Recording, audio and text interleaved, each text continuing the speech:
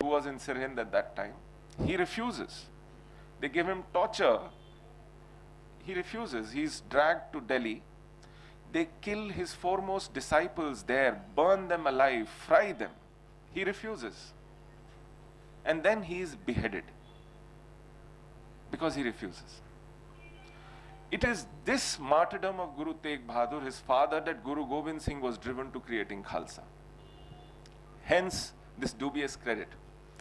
But the point is, this Khalsa led to a Sikh empire, and this Sikh empire delivered us eventually from Muslim rule in Kashmir. That rule lasted till the Anglo-Sikh wars led to defeat of Sikhs. Ranjit Singh was already dead. His successors were not so strong. Now what happens is, the British at that time was East India Company, not the Crown. They were not interested in territory. They had come with a banner, territory, not trade. Trade, not territory.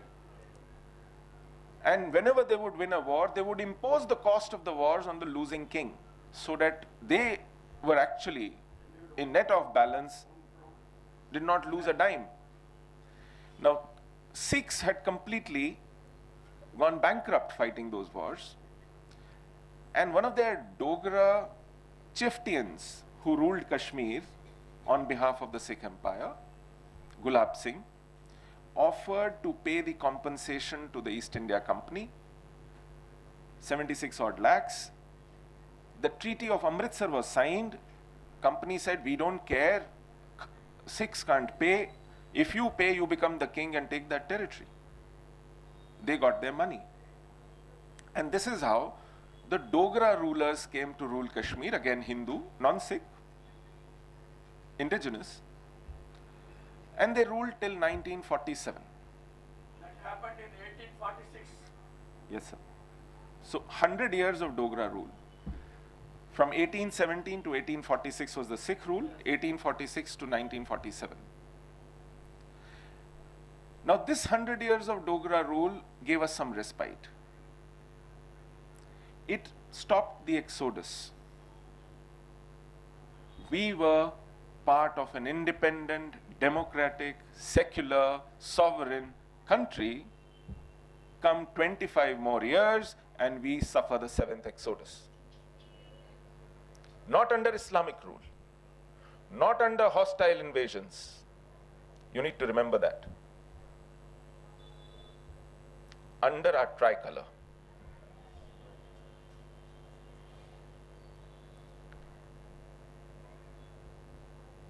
So it is this history that you need to remember. Under Dogra rule and under Sikh rule, there were no reconversions. Under Muslim rules, the shrines, the temples that were demolished, annexed, taken over, were not reverted. They continued in adverse possession. You can't show me a single temple which has been taken away from a mazar or a mosque or they call khanakah. These are shifa khanas. You know, there are different kinds of places. They're not all necessarily places of worship, but they are sacred places that were taken over. One such place is the most revered Kali Mandir in Srinagar, which has been converted into a sanctum sanctorum of a Muslim Peer. It's not a mosque, it's a Khanaka. Now the point is, where are we standing today? Where are we? Over continuous aggression, hostile, violent aggression, our population dwindled. There were rampant conversions and people were exiled, driven out, or plain simple killed. There is one folklore where 40 mounds, you know, there is a sair and there is a mound, earlier measures of weight. So how much would a punal weigh? Now 40 mounds of Poonal was extracted. The place there is called Bhatt Mazar. Bhatt is the Sanskrit word distortion of Bhatt. Bhatt is a Sanskrit teacher. Mazar is a Persian word, which is a word for cemetery. So Bhatt Mazar is where the mass graves of these people who refused to convert was made. And there are places. There is Hindu Kush mountain. Hindu Kush, what is Hindu Kush? Nasl Kushi. Kushi in Persian is to annihilate. Hindu, annihilation of Hindu. That is Hindu Kush range. It's not an innocent geographical feature. That's how Bhatt Mazar. The names have stuck. Nobody tried to dress it up. So this dwindling of population, and what happened was, because we did not come in large numbers from outside, we were indigenous people, and when conversions took place, from a village, just 2, 3 or 4 families left. Neighborhood turned Islamic. So you were solitary families in villages, in mohallas, in districts, and few sprinkling of it in towns. They did not come from outside, create a ghetto and lived securely, no. We were in every village, in every district headquarter, in every taluka, in every mohalla of Kashmir. We did not live in ghettos and became soft targets therefore. We were easy pickings for a hostile population. So, and also why we were driven out. Even if we did not live in that neighborhood, we had access as a teacher, as a postman, as a government servant. We were part of bureaucracy. And hence we knew the lay of the land, we knew people, we knew who were up to mischief, we knew the language, we caught the buzz. And that was not proper for an insurgency movement to brook. So they wanted to drive us out. And hence, as Professor Vaidynathan said, late night mosques, the loudspeakers in the mosques, late night in January, imagine, when there is snow all over, people don't come out and there are no central heating systems. And you know how sound pierces darkness and travels. There, if you get to hear, you're sitting and sleeping with your family, you get to hear a zalimo, a kafiro, Kashmir hamara chhod do, and I guess Pannui Pakistan, Batav Rosti, Batnev. This is a Kashmiri rhyming slogan. I guess Pannui Pakistan, we want our Pakistan.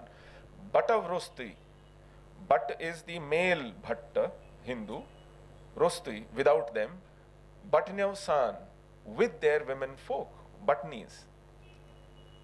And imagine if you have daughters, if you have mothers, if you have sisters at home with you, and you are just 1 or 2 houses in a sea of Muslim neighborhood, what it does to you. And when already you've had selective killings taking in place of you, the Director General Doordarshan Lasakol was killed, Neelkant Ganju, the judge, was killed, someone who translated Upanishads into Persian, he was shot right between his brows. And not just this, Sarla Bhatt, a 23-year-old staff nurse in Sher-e-Kashmir Medical Institute, was abducted, gang raped, and a week later her mutilated body was thrown. And who did this? The same Yasin Malik, who was at Pakistan High Commission on their National Day on 23rd of this month, where we sent our Chief of the Army Staff and a minister in the government. When our own Prime Minister, while fighting an election campaign, said, "Bam, gole, banduk ke आवाज में बात होती है क्या? जो देश हमारे सैनिकों के सर काट के ले जाए, उनके साथ प्रोटोकॉल होता है क्या?" His words. His words.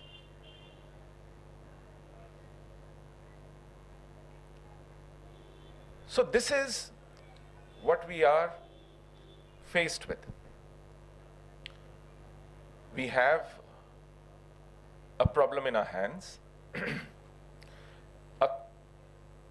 almost a second generation has grown out of its home, out of its environment, out of its linguistic, cultural, social area.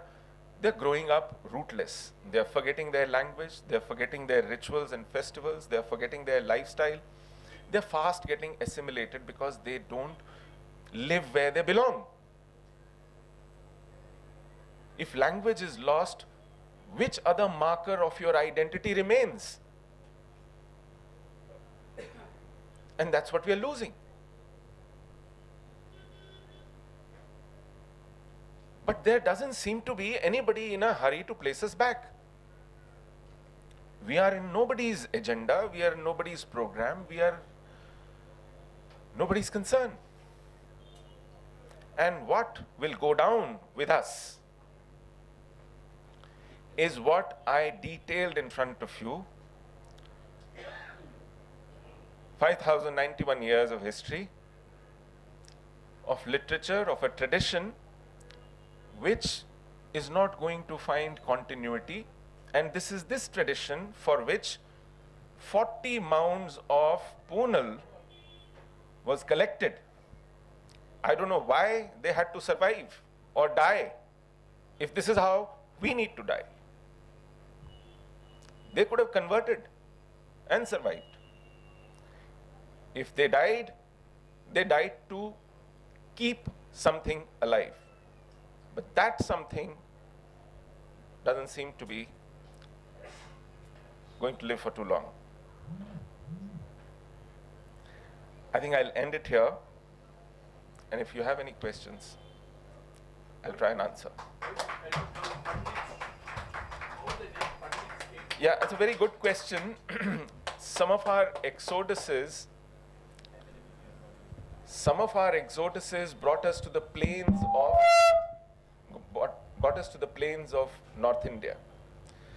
So some of my ancestors settled at Allahabad, Kanpur, Lucknow, Jaipur, Gwalior, Indore. They were Brahmins, but they were unlike the Brahmins who prevailed at that time. So the peer Brahmins in the plains of North India, to distinguish us from themselves, said, "Ye Kashmiri Pandit hain." This is not the name that we gave ourselves. This name, like Hindu, the name, is not what you gave yourself. Kashmiri Pandit, we call ourselves Bhatta. We were Bhattas. We refer to, even today, we refer to each other as Bhatta. So we are Bhattas. But in the plains of North India, we were distinguished from the rest of the Brahmins as Kashmiri Pandits. What about the Kashmir Shaivism?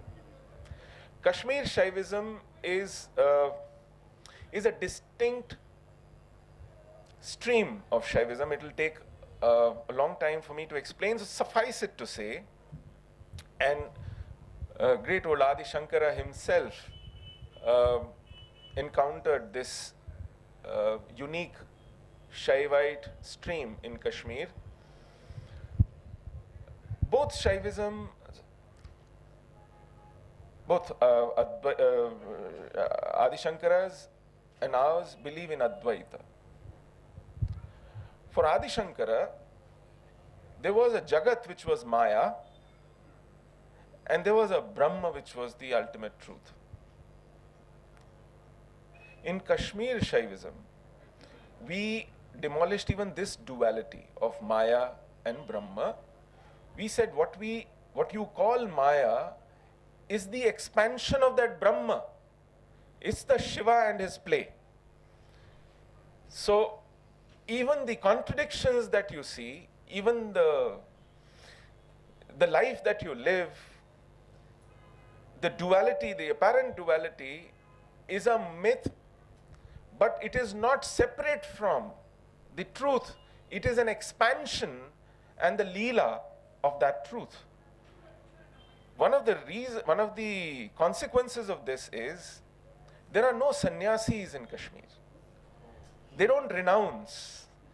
Most of our scholars are grahasthas. They practice it. They live it. Uh, but they don't occur. They don't, because it's not the Maya or the myth of the world that they want to give up. They live in that and practice it and observe it and be a sakshi to it. So, very crudely, that's where Kashmir Shaivism is distinct from the Shaivite philosophy outside Kashmir. Why Kashmiri language is written in Persian script? So, Why Kashmiri language is written in Persian script? yes, Kashmiri language actually had a script of its own called Sharda. That is the original. That is the original script of Kashmiri language. And let me give you some information about Kashmiri language. The oldest known text in Kashmiri goes back to 11th, maybe 10th century. It is called Mahanay Prakash. In that text, you have Sanskrit verses and corresponding Kashmiri verses side by side. Then there is another body of work which follows it. It's called Chumma Sampradaya, where there is a reverse. You have Kashmiri verses first and then corresponding Sanskrit verses. Then there is Sukhduk Charita. So the literature in Kashmiri language is almost 1,000 years old. Hindi doesn't have that old literature. You can understand what classic antiquity of literature means because your literary tradition goes far, far older. But Kashmiri language is the only language in the 8th schedule of Constitution which is not taught in any school. It has no textbooks, it has no teacher, it has no curriculum. It has no newspaper, it has no magazine. How do you trust the present lot of Kashmiris in Kashmir to look after this tradition? They are bent on annihilating it. They want to Arabize it. They want to Persianize it. They don't want to do anything to do with India. They always look for links in Central Asia and Far West. Because anything that reminds them of Kashmiri roots makes them uncomfortable. So they started changing the names. Anantnag is called Islamabad. The Shankaracharya hill is called Takhta-e-Suleiman. There is a place called Vicharnag, which is where now I started with Puduvarsh Varathikal. You know, in Kashmir, around this time, almonds are in bloom. And almond trees have beautiful flowers, those pink and off-white flowers. So the tradition in Kashmiri Brahmins was to go to this place called Vicharnag. Now, Nag Sanskriti, they used to worship springs. Okay? So this is a huge spring where they would gather, they would sing, they would dance, they would also interact. There would be Shastrarth. And people would enjoy this interaction. That place was called Vicharnag. I went there 2 years back. There is a board there called Firdaus. The name is being changed. Temple properties are being encroached upon. Any residue of our presence there is being erased. History is being rewritten. Language is being stuffed with Persian words and Arabic words. Srinagar, incidentally, is now being referred as Sheher-e-Khas. Srinagar is the city built by Ashoka more than 2,200 years back. It is called Sheher-e-Khas, and I must congratulate you. The present agenda for alliance between BJP and PDP refers to Srinagar as Sheher-e-Khas.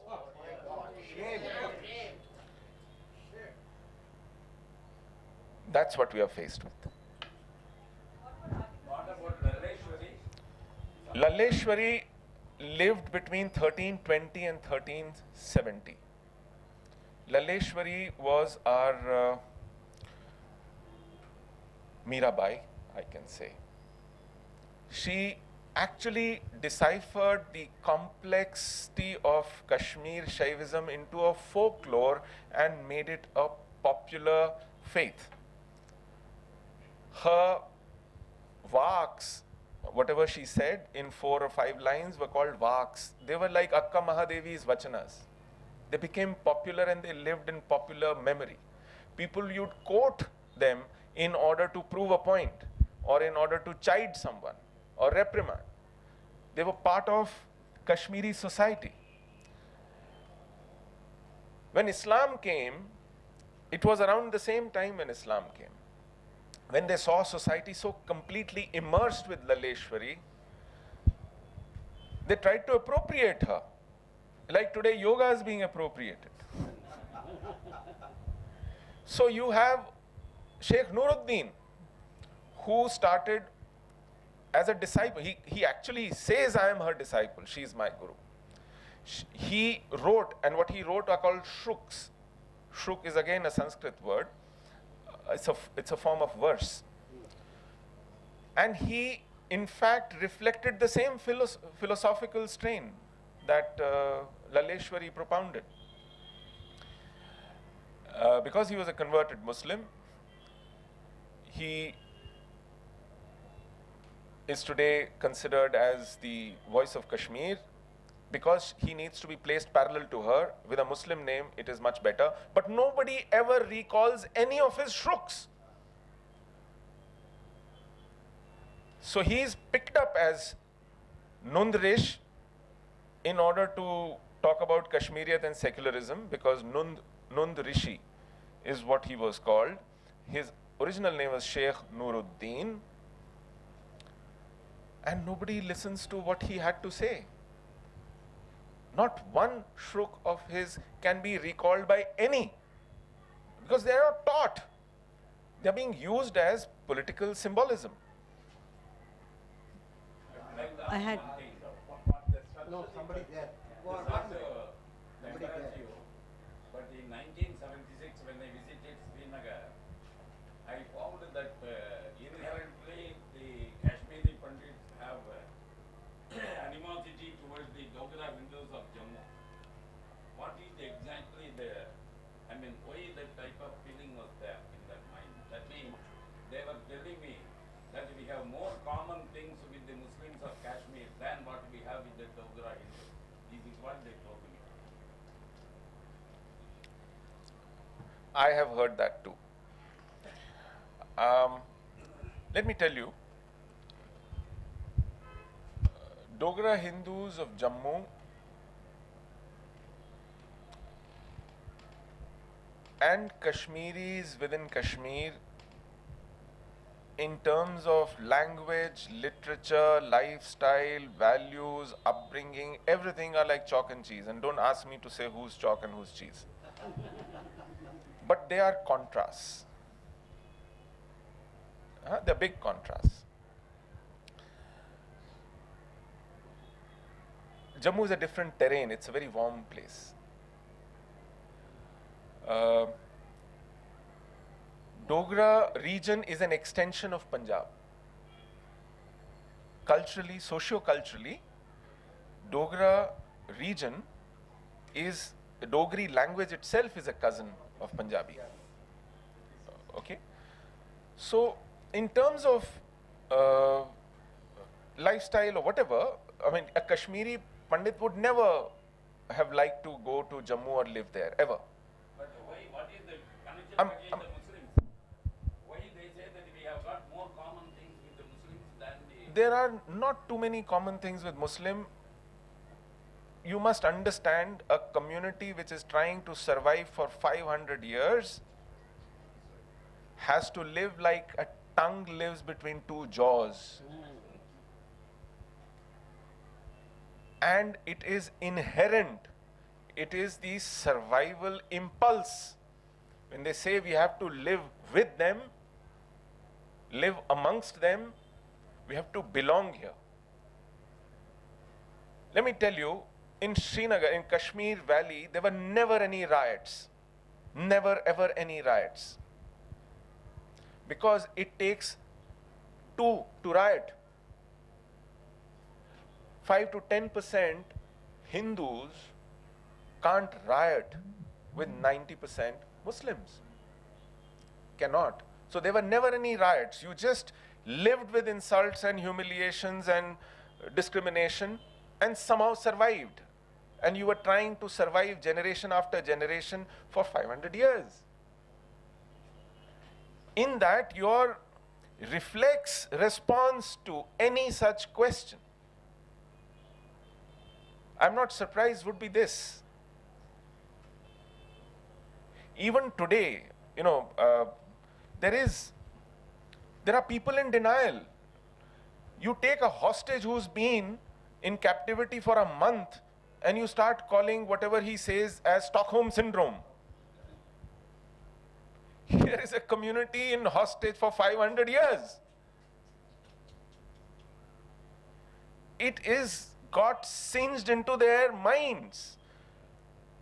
My mother would worry when I would go out and play as a boy. She would tell me, please don't fight. No matter what he says, please don't retaliate. Please don't get hurt. Please don't go out. Do you have to go out and play? Now, if I grow up with that,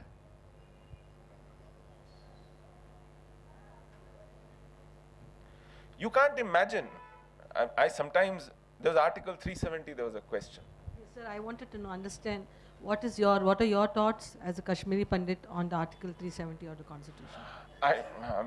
Article 370 has been discussed to death, analyzed, and all have concluded that this is an extremely pernicious law that has no place in our constitution.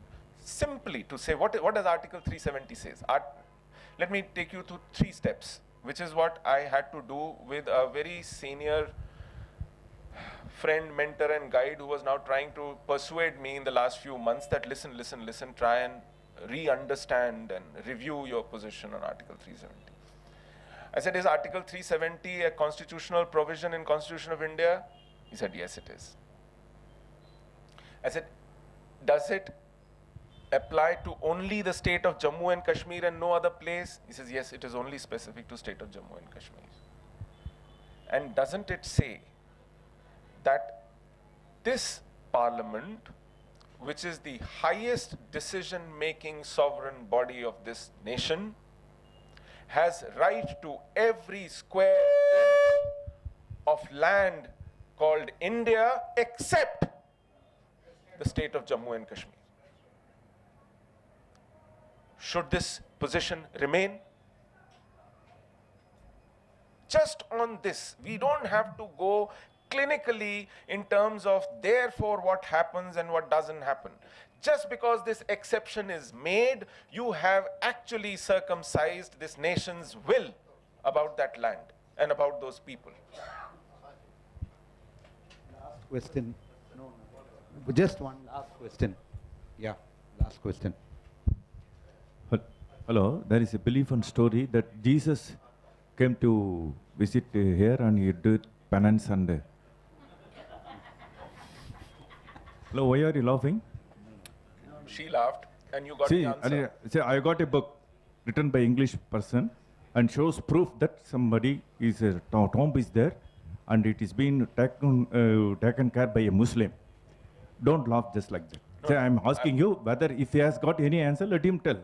I have come across this. I'm not stranger to this theory. Yes, there are claims being made.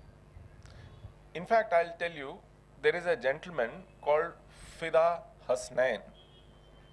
He's written dozens of books. He's the biggest hoax going around in Kashmir. He says Kashmir and Kashmiri people actually are one of the lost tribes of Jews. They were called Kash.